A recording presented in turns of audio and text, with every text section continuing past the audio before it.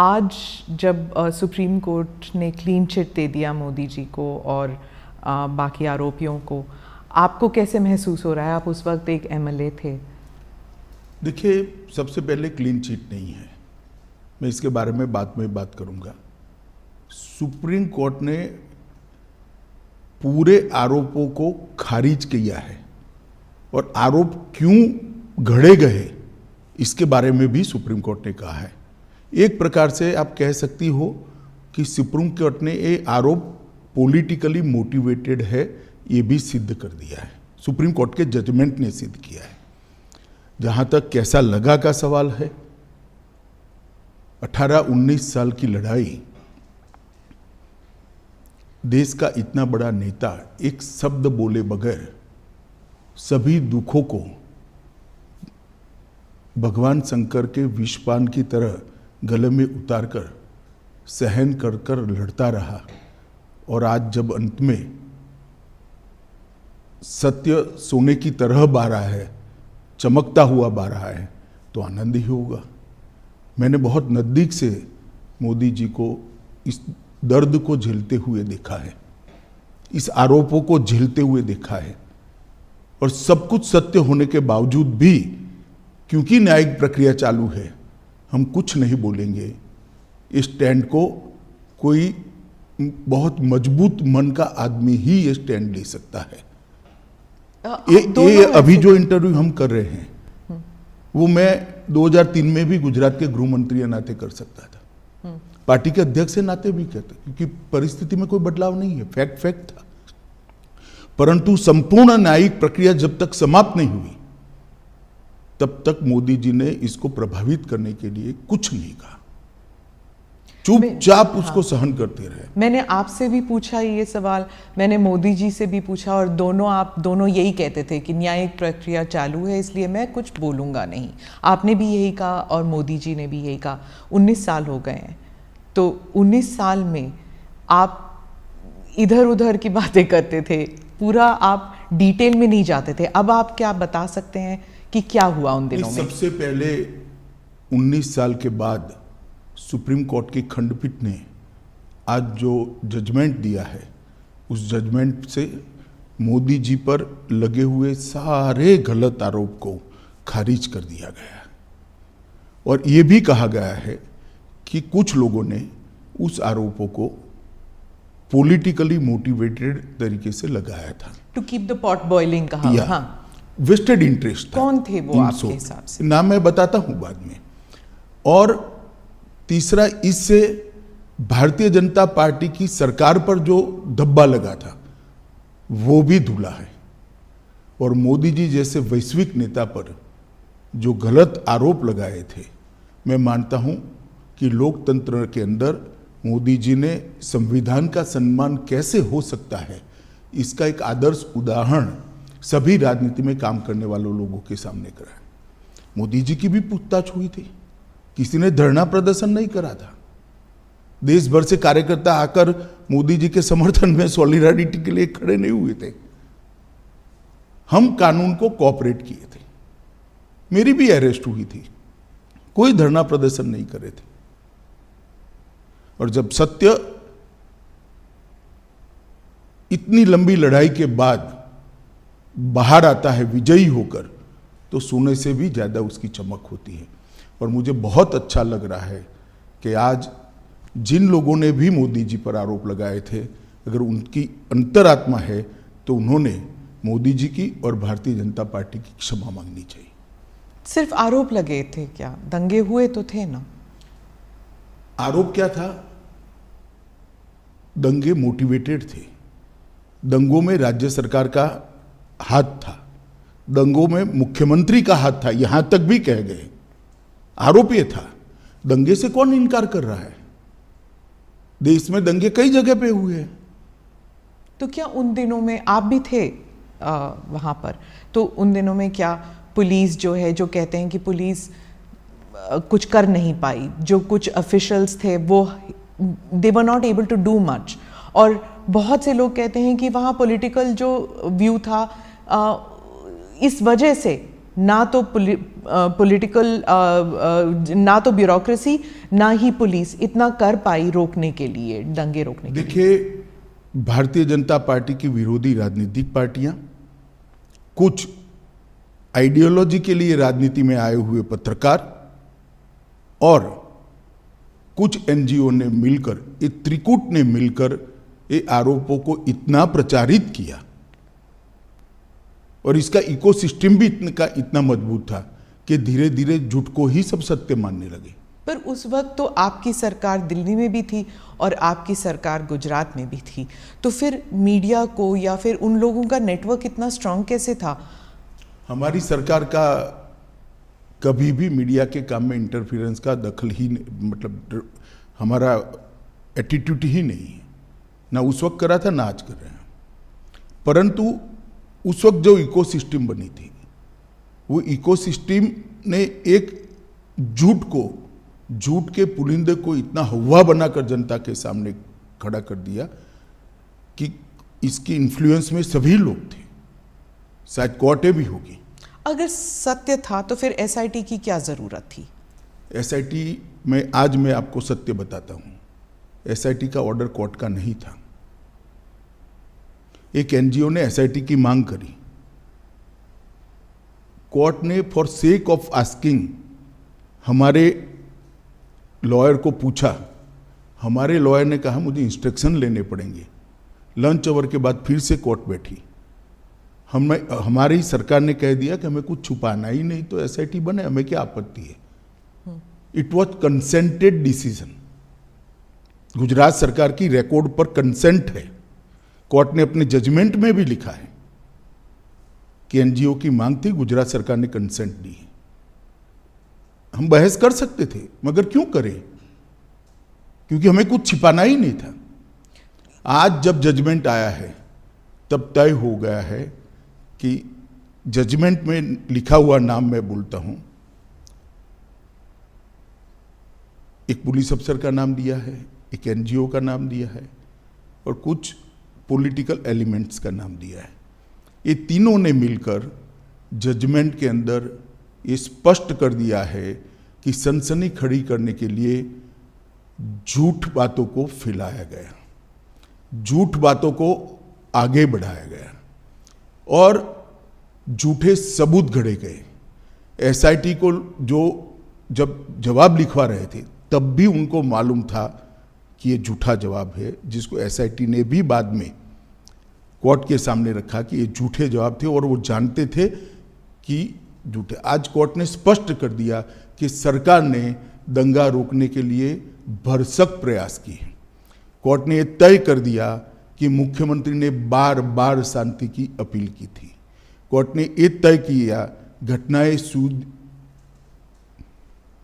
मतलब ट्रेन जलाने की घटना के बाद जो दंगे हुए वो सुनियोजित नहीं थे, स्वप्रेरित थे। ये भी कोर्ट ने आज जजमेंट में कह दिया और तहलका द्वारा किए गए स्ट्रिंग ऑपरेशन को भी कोर्ट ने खारिज कर दिया, क्योंकि इसका आगे पीछे का पूरा फुटेज जब आया तब मालूम पड़ा कि स्ट्रिंग ऑपरेशन पॉलिटिकली मोटिवेटेड है। सेना को बुलाया नहीं गया इतनी देर तक, 3 दिन नहीं बुलाया गया। आज सुप्रीम कोर्ट ने कहा देयर वाज नो डिले, लेकिन क्या सेना, अगर आप उस वक्त होम मिनिस्टर होते, गृह मंत्री होते, तो क्या आप सेना को बुलाते नहीं जल्दी? नहीं, जहाँ तक गुजरात सरकार का सवाल है, हमने कोई लेट लतीफ़ी नहीं करी थी। जिस दिन गुजरात बंद का ऐलान हुआ उसी दोपहर को हमने सेना को बुला लिया था। सेना को पहुँचने में थोड़ा समय लगता है। आप हमारा हिसाब मांगती है, मांगना भी चाहिए, मुझे जवाब भी देना चाहिए, परंतु मैं क्लियर कर दूं, जहां तक गुजरात सरकार का सवाल है, एक दिन की भी देरी नहीं की है। रिकॉर्ड बहुत स्पष्ट है, कोर्ट ने भी इसको अप्रिशिएट किया है। परंतु दिल्ली में सेना का मुख्यालय है, दिल्ली में इतनी सेना है, जब इतने सारे सिख भाइयों बहनों को मार दिया, 3 दिन तक कुछ नहीं हुआ।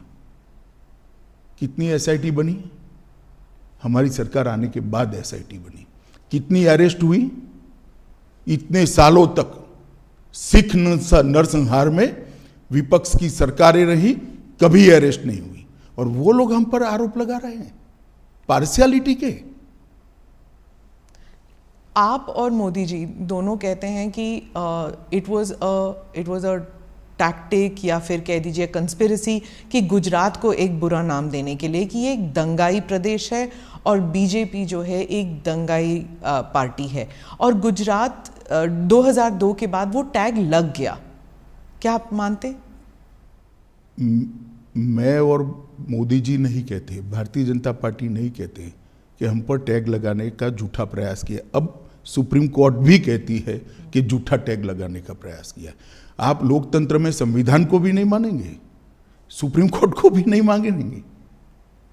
पॉलिटिकल स्टेटमेंट सच्चे या सुप्रीम कोर्ट का सब एविडेंस एप्रिशिएट कर कर लिया गया फैसला सच्चा, ये देश की जनता ने तय करना पड़ेगा। आप जैसे पत्रकारों ने भी तय करना पड़ेगा।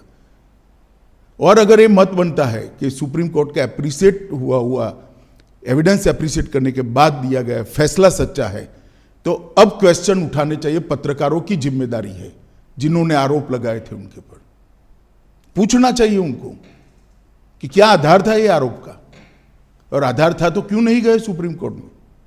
आपने एनजीओज का जिक्र किया, कौन से एनजीओज हैं, क्या किया उन्होंने? देखिए, मैंने बहुत हरीडली जजमेंट को पढ़ा है, मगर इसमें तीस्ता सेटलवाड का नाम बहुत स्पष्ट दिया है।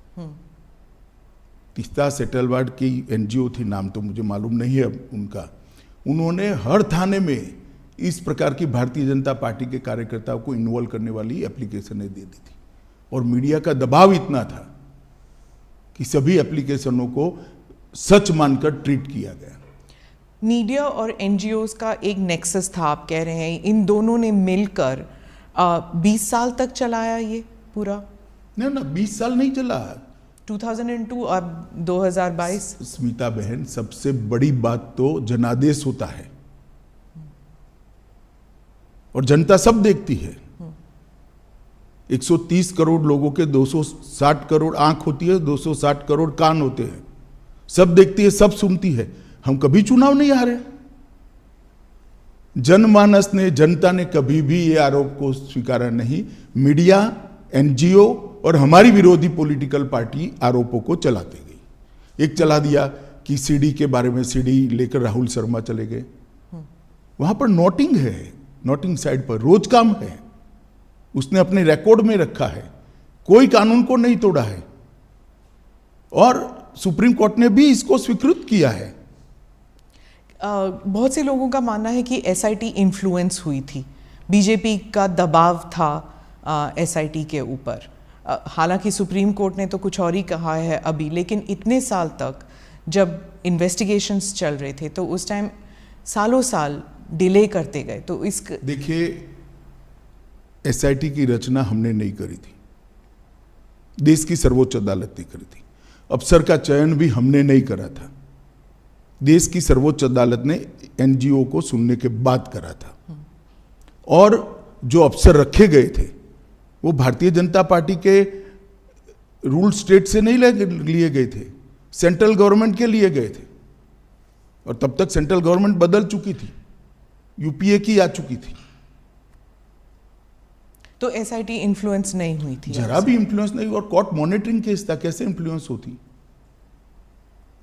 इतने महंगे महंगे लॉयर एनजीओ की ओर से अपीयर होते थे। जैसे जाकिया जाफरी कहती थी, जो आप महंगे लॉयर्स की बात कर रहे हैं, कि आपकी तरफ के जो लॉयर्स थे वो बहुत हेविली पेड थे, उनकी तरफ से नहीं थे। एसआईटी के लॉयर्स जो थे हमारी ओर से हमारे लॉ ऑफिसर ही थे और कोई नहीं था। हाँ, उनको बहुत लॉ ऑफिसर को इतना पैसा नहीं मिलता है, आप जानती हो। इसके पेमेंट का एक सिस्टम होता है, इसका रेट शब्द प्रयोग ठीक नहीं है, मगर उनकी फीस तय होती है। और कई सारे इतने गलत बातें कि फायरिंग में सिर्फ मुसलमान मारे गए, कोर्ट ने आज ये भी नकार दिया कि ऐसा नहीं हुआ है। फायरिंग में मुसलमान नहीं मारे गए, लेकिन दंगों में तो मुसलमान मारे गए ना। देखिए स्मिता जी, एक बात आप समझ कर चलिए, जिस तरह से 60 लोगों को जिंदा जला दिया था, उसका समाज में आक्रोश था। और जब तक दंगे नहीं हुए तब तक किसी ने इसका क्रिटिसिज्म भी नहीं किया, accept Bharatiya Janata party. Congress party का एक भी स्टेटमेंट, पार्लियामेंट चल रही थी उस दिन, किसी ने दुख भी व्यक्त नहीं किया। कि 60 लोगों को जिंदा जलाने की घटना का आप भर्त्सना भी नहीं करोगे, निंदा भी नहीं करोगे? इतनी बड़ी वोट बैंक पॉलिटिक्स होगी।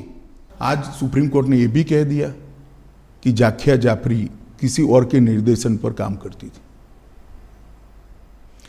कई सारे विक्टिम्स का एफिडेविट एनजीओ ने साइन कर दिए, विक्टिम को मालूम ही नहीं है। आपके हिसाब से किसने किया, क्यों किया जाकिया जाफरी के? सब जानते हैं ना कि तीस्ता सेतलवाड जी की एनजीओ ये सब कर रही थी,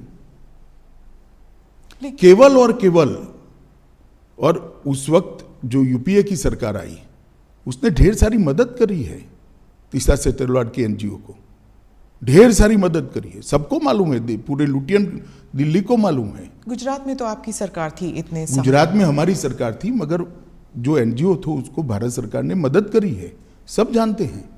और केवल मोदी जी को टारगेट बनाकर ये सब किया गया, उनकी छवि को हानि पहुंचाने के लिए किया गया, उनको दंगों के केस में उनकी लिप्तता बनाने के लिए किया है। मगर सत्य को कुछ नहीं होता है। ये लंबी लड़ाई मोदी जी ने बहुत धैर्यपूर्वक सारी वेदनाओं को, वो विष को हजम करते हुए लड़े और आज चमकते सूर्य की तरह सत्य बाहर आया है। मोदी जी जीत कर बाहर आए हैं। भारतीय जनता पार्टी के दंगों का कोई आरोप नहीं रहता। और मैं पूछना चाहता हूं, जो हम पर लगाते हैं, उनके शासन जहां जहां रहे हैं वहां दंगे नहीं हुए हैं क्या? उत्तर प्रदेश का वो इतिहास उठाकर देख लीजिए। पर कभी लेबल नहीं लगा किसी पर। लेबल लगाया नहीं आप लोगों ने, लेबल हमने थोड़ी ना लगाया है, लेबल फैक्ट के आधार पर थोड़ी ना लगा है। आप भी नहीं लगा पाए एज अ पॉलिटिकल पार्टी? हम करते ही नहीं, हम करना भी नहीं चाहते। हम क्यों किसी पर लगाए लेबल? दंगों का पॉलिटिकल उपयोग करना ही नहीं चाहिए। गुजरात में जब भी इन्वेस्टमेंट समिट होता था, हर अखबारों में दंगों पर आर्टिकल आ जाते थे।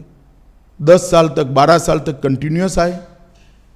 मोदी जी जब भी विदेश जाते थे, उनको एम्ब्रेस करने के लिए विदेश के अखबारों में आर्टिकल छपाए गए। एक व्यक्ति को परेशान करने के लिए कैसा हो सकता है? मुझे तो लगता है आप जैसे व्यक्तियों ने थीसिस लिखना चाहिए कि वीसीएट कैंपेन कैसा होता है। ये कैंपेन चलाने वालों से सीखिए। तो इसलिए सुप्रीम कोर्ट का ये वर्डिक्ट इतना अहम क्यों है पार्टी के लिए और मोदी जी के लिए? मतलब आप जब इतिहास लिखेंगे आपकी पार्टी के लिए, तो 20 साल बाद, क्योंकि आज का जो युवा है वो तो जानता भी नहीं शायद 2002 में हुआ क्या, क्योंकि ये 20 साल पुरानी बात है। तो आज के युवा जब ये देखेंगे तो उस दिन क्या हुआ, उन 3 दिनों में क्या हुआ? क्या आपको अब कोई रिग्रेट्स हैं? और अब आप क्या देखते हैं इस सुप्रीम कोर्ट के वर्डिक्ट को? पहले एक बात समझ लीजिए, आज का युवा नहीं जानता है ऐसा आप कह सकते हो। इतिहास हजारों साल जिंदा रहता है और झूठे आरोप जो होते हैं उसका निरसन न्यायालय के माध्यम से होना बहुत जरूरी है। और इसलिए लंबी लड़ाई, 18-19 साल लंबी लड़ाई मोदी जी भी लड़े हैं और सत्य ढूंढने वाले लोग भी लड़े हैं और आज विजयी होकर बाहर आए। क्या इसलिए ये लड़ाई जरूरी थी? मतलब कि आप इतिहास जब लिख रहे हैं अपनी पार्टी लिखने के लिए नहीं, किसी भी झूठ के सामने लड़ाई करना निहायत जरूरी होता है। किसी भी अपप्रचार के सामने उसको एक्सपोज करना बहुत जरूरी होता है। इतिहास तो अपने आप बनते रहते हैं। 2 बार 2/3 बहुमत से जीतना ही इतिहास है। देश में जीएसटी डाल देना भी इतिहास है। देश के अंदर सीडीएस बनाना भी इतिहास है। देश के पहली बार सर्जिकल स्ट्राइक करना भी इतिहास है। पहली बार एयर स्ट्राइक करना भी इतिहास है।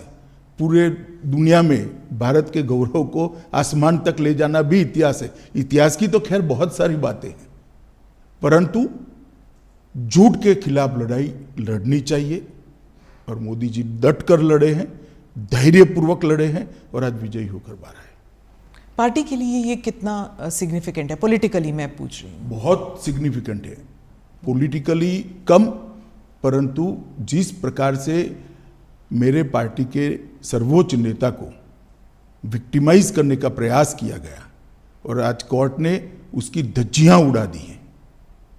मैं मानता हूं ये जजमेंट भारतीय जनता पार्टी के हर कार्यकर्ता के लिए, न केवल मोदी जी के लिए, हर कार्यकर्ता के लिए। मोदी जी के लिए तो खैर आत्मसंतोष का विषय हो सकता है, हर कार्यकर्ता के लिए गौरव का विषय है कि आज जो झूठे आरोप हमारे सर्वोच्च नेतृत्व पर लगाए थे वो सारे खारिज हो गए। सर, गुजरात लेबोरेटरी ये एक टर्म बन गया था कि जो गुजरात में जो एक्सपेरिमेंट किया गया, यानी कि बिना मुसलमानों के सरकार हम बना सकते हैं, बिना मुसलमानों के वोट के हम सरकार बना सकते हैं, और अगर मुसलमान ज़रा सा इधर या उधर हो जाए, लाइन पे ना चले, तो दंगे करा सकते हैं। ये एक गुजरात एक्सपेरिमेंट और गुजरात लेबोरेटरी करके जो अपोजिशन पार्टीज़ कहते हैं कि बीजेपी जो है ये इसको एक पॉलिटिकल साइंस बना दिया है उन्होंने, और वो हर राज्य में इस्तेमाल करती है। देखिए, अब जैसा जिस कलर के ग्लास का चश्मा पहनेगी ऐसा दिखाई पड़ेगा। पीले पहनेगी तो पीला दिखाई पड़ेगा, काले पहनेगी तो काला दिखाई पड़ेगा। ये देखने का नजरिया है। गुजरात मॉडल जरूर बना है। देश में हमने सबसे पहले 24 घंटा बिजली हर गांव में पहुंचाने का काम किया, वो एक मॉडल है। देश के अंदर 12 साल के अंदर जीरो ड्रॉप आउट रेशियो, लगभग जीरो ड्रॉप आउट रेशियो, और 99% से ज़्यादा एनरोलमेंट किया बच्चों का प्राइमरी एजुकेशन के अंदर, वो भी मॉडल है। गुजरात के ट्राइबल एरिया के लिए वन बंधु कल्याण योजना लेकर आए, वो भी मॉडल है। 10% ग्रोथ रेट के साथ 12 साल तक एग्रीकल्चर ग्रोथ रेट हमने अचीव किया है, वो भी एक मॉडल है। ढेर सारे मॉडल है, हाईवेज से लेकर ग्रामीण विकास से लेकर अर्बन डेवलपमेंट तक। हमारे अर्बन डेवलपमेंट के एक्ट भी मॉडल है। जहाँ तक दंगों का सवाल आप कर रही है, आप एक बात समझ लीजिए, आप इतनी वरिष्ठ पत्रकार है स्मिता बहन, आप कांग्रेस के शासन के जो आपको ठीक लगे वो 5 साल, और भारतीय जनता पार्टी के शासन से जो आपको ठीक लगे वो 5 साल ले लो। कितने घंटे कर्फ्यू रहा, कितने लोग मारे गए, कितने दंगे हुए, और दंगे का ड्यूरेशन क्या था, कंपैरिजन कर लीजिए तो मालूम पड़ जाएगा कि दंगे किसके शासन में ज्यादा हुए। और दूसरी बात, ये दंगा होने का मूल कारण गोधरा की ट्रेन को जला देना था। 60 लोगों को, 16 दिन की बच्ची को मां की गोद में बैठे हुए जिंदा जलते हुए मैंने देखा है। मेरे हाथ से अग्नि संस्कार किया है मैंने गोता गांव में। इसके कारण दंगे हुए थे, और आगे जो दंगे हुए हैं वो पॉलिटिकली मोटिवेटेड थे। रिजर्वेशन का आंदोलन हुआ, दंगों में कन्वर्ट कर दिया गया। जब वो गोधरा से बॉडीज लेके गए थे अंतिम संस्कार के लिए, तब आपको लगा था कि ये there will be a blowback, मतलब कि कोई प्रतिक्रिया होगी? देखिए, उस वक्त किसी को सोचने की सुध बुध ही नहीं थी, इसलिए क्योंकि सबसे बड़ा प्रश्न ये था कि जो 59 लोग मारे गए हैं, इनके परिवार को उनका अंतिम संस्कार भी न करने देना। और कोई प्रोफेशनल इनपुट ऐसा नहीं था कि भाई इतनी बड़ी मात्रा में रिएक्शन आ जाएंगे। तो बॉडीज को परेड कर दिया गया था। परेड नहीं करा है, ये गलत प्रचार है। 16 सिविल अस्पताल में ले गया गया और बंद एम्बुलेंस में उनके परिवार वाले अपने घर पर ले गए। आप हॉस्पिटल में थे? मैं खुद हॉस्पिटल में था। क्या देखा आपने उस दिन? क्या देखना क्या था, जली हुई लाशें थी। दुख ही दुख था, आक्रांत था, रोज था। आप एमएलए थे, लेकिन आपकी कॉन्स्टिट्यूएंसी में ज़्यादा दंगे हुए नहीं कंपेयर टू बाकी जगहों में। अगर आप उस वक्त इंचार्ज होते, अगर आप होम मिनिस्टर होते, तो आप क्या करते अलग उस वक्त? देखिए, जो भी लोग थे उन्होंने अच्छा काम किया था, मगर घटना के कारण रोष इतने व्यापक मात्रा में था जिसकी भनक किसी को नहीं लगी थी, किसी को नहीं लगी थी, ना पुलिस को लगी थी ना किसी को लगी थी, और बाद में किसी के हाथ में ही नहीं रहा। सर, और देखिए, इस बात पर अनेक अदालतों में, एक सुप्रीम कोर्ट के रिटायर्ड जज के कमीशन में सब जगह बहस हो चुकी है।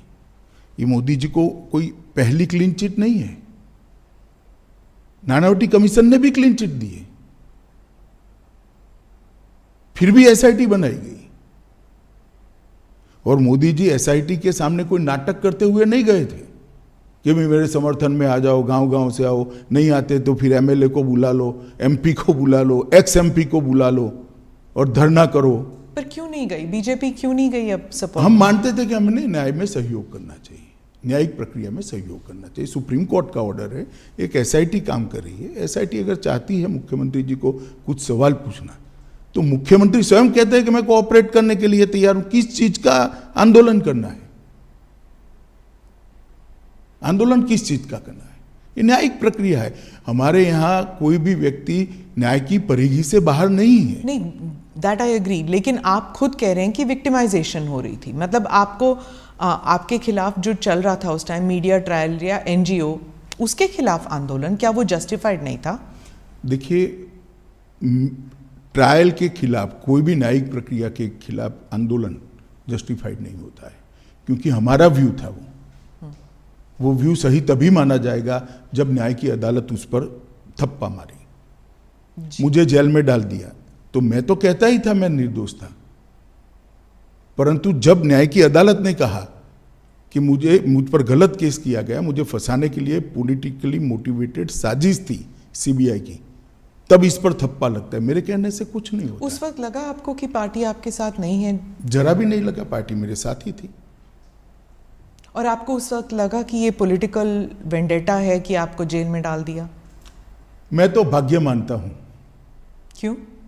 मैं भाग्य में मानता हूं, और मेरा तो जिन्होंने भी किया भला ही किया है। तो ये आप समझते हैं कि आपकी भलाई में हुआ? कैसे? नहीं, जो हुआ भले के लिए हुआ, बाद में परिणाम अच्छे आए।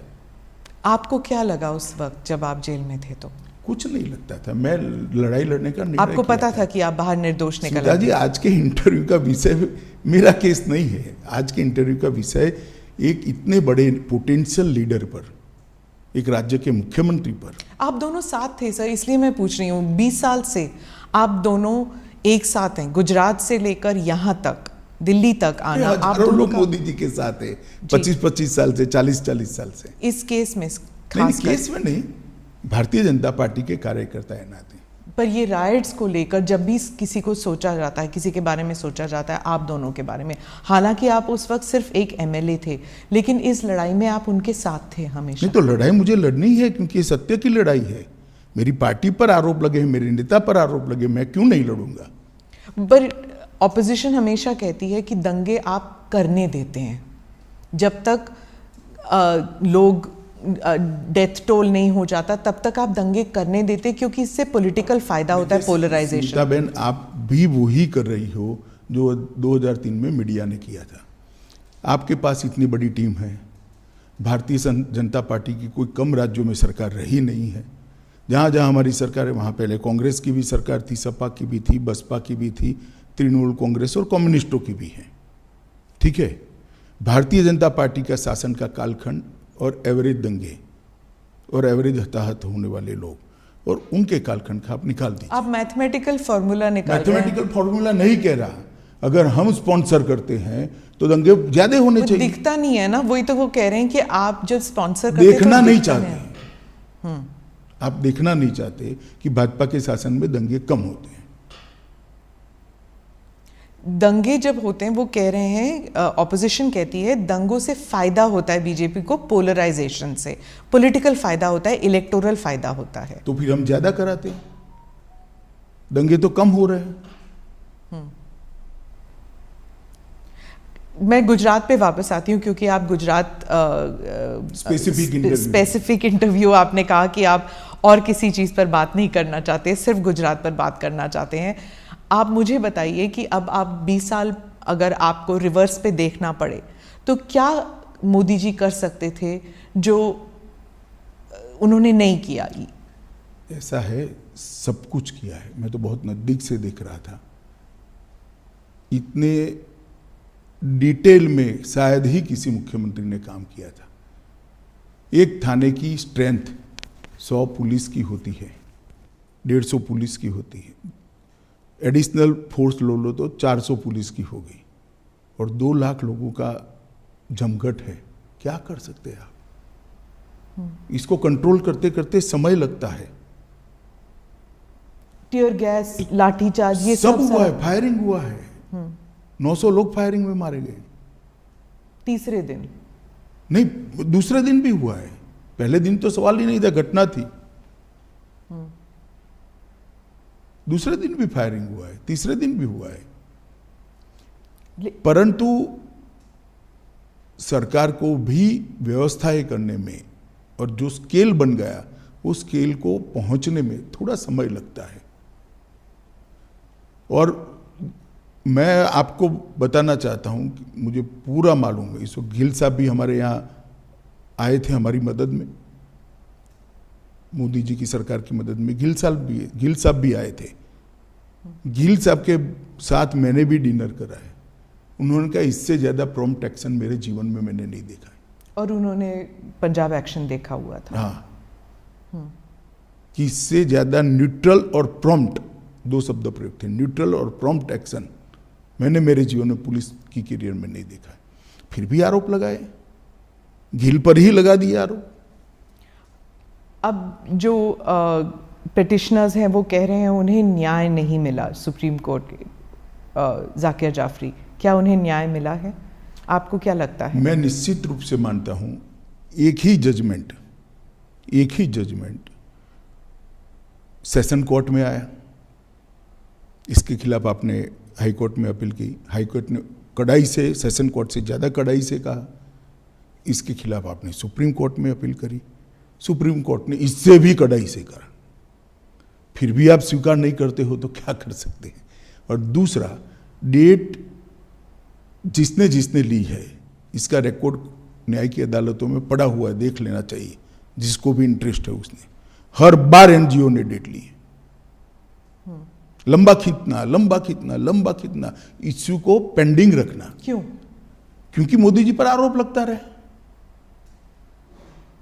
तो जस्टिस वो नहीं चाहते थे, वो पॉलिटिकल वेंडेटा चाहते थे, क्या ये कह रहे हैं आप? पॉलिटिकल गेन चाहते थे। मैं जाकिया जी की बात नहीं कर रहा, जो एनजीओ साथ में लगे थे, जो पॉलिटिकल पार्टियां एनजीओ को फंडिंग कर रही थी और जो मीडिया के ग्रुप एनजीओ को प्रसिद्धि दे रहे थे, वो लोग। सर मुझे बताइए कि 2002 के बाद और इस न्यायिक प्रक्रिया के बाद क्या लेसन्स हैं? क्योंकि मंथन तो होता है आपकी पार्टी में और गवर्नमेंट में भी, सरकार में भी, तो क्या लेसन्स आप सीख चुके हैं इससे, क्या कि ऐसे अब कभी ना हो? ढेर सारे सुझाव आए हैं। वो सारे सुझाव, मैं ही गृह मंत्री था, मोदी जी ही मुख्यमंत्री थे, गुजरात पुलिस ने अपनी कार्यपद्धति के अंदर इनकॉर्पोरेट कर दिए गए हैं। ट्रेनिंग मॉड्यूल भी बदले गए हैं, सूचना प्राप्त करने की पद्धति को भी बदला गया है, सूचना का ग्रेडेशन करने की नई सिस्टम इवॉल्व कर दी गई है, और सूचना ग्रेडेशन करने के बाद इसके अनुरूप एक्शन क्या होंगे, इसकी भी एक एसओपी बनाई गई है। इसलिए 2002 के बाद गुजरात में एक भी दंगा नहीं हुआ है। सेंटर स्टेट में जो तालमेल होना चाहिए राइट्स कंट्रोल करने के लिए, क्या उसे फाइन ट्यूनिंग, उसकी फाइन ट्यूनिंग मुझे लगता है व्यवस्था ठीक है। अभी जो व्यवस्था है वो ठीक है, क्योंकि अभी जो हमने देखे थे, जो अग्निपथ जो स्कीम है, उसके कारण जो दंगे हुए थे, हाँ वायलेंस में लोग मरे नहीं, लेकिन काफ़ी देर तक इनएक्शन था, तो इसमें फिर वो स्टेट्स की बात हो जाती है। ऐसा है कि लॉ एंड ऑर्डर कंट्रोल करना स्टेट की जिम्मेदारी है। भारत सरकार सहयोग कर सकती है, स्टेट की डिमांड पर सहयोग कर सकती है, और जब स्टेट को लगता है कि हमारी स्टेट की मशीनरी कम पड़ रही है या तो हमें ज़्यादा मैन पावर चाहिए जो स्टेट के पास उपलब्ध नहीं है, तो रिजर्व फोर्स में से भारत सरकार की मैन पावर जाता है। ये व्यवस्था बहुत परफेक्ट है, और हर स्टेट में कमोबेश भारत सरकार के सीएपीएफ्स के बटालियन लगे हुए हैं, तो कहीं और से नहीं लाना है। मानो बिहार है तो एसएसबी हमारी तुरंत घंटों में पहुंच सकती है। पर उसमें भी कहा जाता है कि पॉलिटिकली हो जाता है मोटिवेट, जैसे ममता जी कहती हैं कि जो सेंट्रल फोर्सेस हैं वो पॉलिटिकल आदेश पर काम करती हैं। स्मिताबेन, ममता जी को ना आप समझा सकते हो ना मैं समझा सकता हूँ, छोड़िए, इसके आधार पर एडमिनिस्ट्रेशन कैसे तय होगा? पॉलिटिकल बातें करने के लिए हर एक को इस देश में स्वतंत्रता है। जी, आपका कोई आज जब ये रूलिंग आई है, तो आप, एक बार और पूछूंगी मैं कि आपको कैसे महसूस हो रहा है आज के दिन? मुझे बहुत अच्छा महसूस होता है।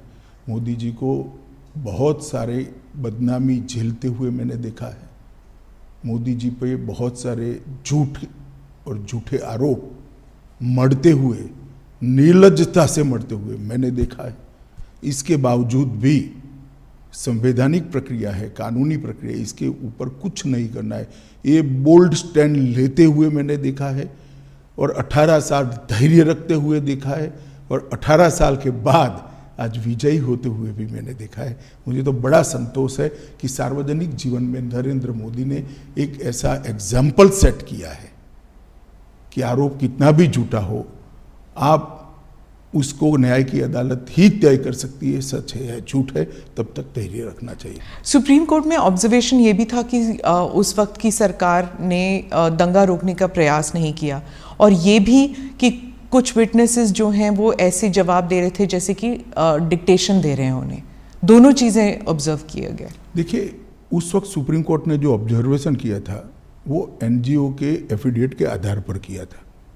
इसकी जांच के लिए एसआईटी बनाई थी, एसआईटी ने अपनी रिपोर्ट दे दी और आज जो जजमेंट आया है उसमें सुप्रीम कोर्ट ने कहा है राज्य सरकार ने दंगा रोकने के लिए भरसक कोशिश की, राज्य सरकार ने उचित समय पर उचित कार्यवाही कर कम नुकसान में दंगों को समाप्त किया और राज्य सरकार ने सुप्रीम कोर्ट द्वारा दी गई विटनेस प्रोटेक्शन की स्कीम को पूरा का पूरा फुल स्टॉप कॉमा में पूरा किया है। तो इसीलिए कहा जाएगा कि सुप्रीम कोर्ट को भी इन्फ्लुएंस किया है। सवाल ही नहीं है सुप्रीम कोर्ट को इन्फ्लुएंस करने का। आप आरोप लगाने के लिए तो कोई भी कुछ भी लगा सकता है, परंतु आप जजमेंट पढ़ेगी, मेरे हिसाब से 300 से ज़्यादा पेज का जजमेंट है और हर आरोप को सुप्रीम कोर्ट ने गोलमोल नहीं किया है, डील किया है, किस आधार पर ये करा है। सामने से श्री कपिल सिब्बल ने बहुत सारे आर्ग्यूमेंट्स किए हैं, ऐसा नहीं है। ये इतने सालों से लड़ा जाने वाला केस है, सुप्रीम कोर्ट में 7 साल तक केस चला है और हर बार पूरे दिन सुनवाइयां हुई है। ये तीनों बातों को सुप्रीम कोर्ट ने स्पष्ट किया है कि राज्य सरकार ने भरसक कोशिश की, उचित समय पर उचित निर्णय लेकर इसको कम नुकसान में दंगों को समाप्त करा और जो विटनेस प्रोटेक्शन स्कीम राज्य सरकार ने सुप्रीम कोर्ट के सामने रखी थी, सुप्रीम कोर्ट ने थोड़े बहुत अमेंडमेंट कर अप्रूव करी थी, इसको फुल स्टॉप कॉमा में स्पिरिट के साथ लागू किया है। और मोदी जी के लिए भी कहा कि मोदी जी ने बार बार दंगा रोकने के लिए मीटिंगें भी करी, अपीलें भी करी, सार्वजनिक अपीलें भी करी और स्थान पर भी गए। ये सभी चीज़ों को आज सुप्रीम कोर्ट ने नोट किया है। तो मैं मानता हूं कि एक भी आरोप जो एनजीओ ने लगा था वो टीका नहीं है। मोदी जी बिल्कुल कोई आरोप के बगैर पूरी बात से आज सुप्रीम कोर्ट के जजमेंट से बाहर आए हैं और आज सत्य का विजय हुआ है। मीडिया और एनजीओज, इन दोनों के ऊपर सुप्रीम कोर्ट ने भी कहा है।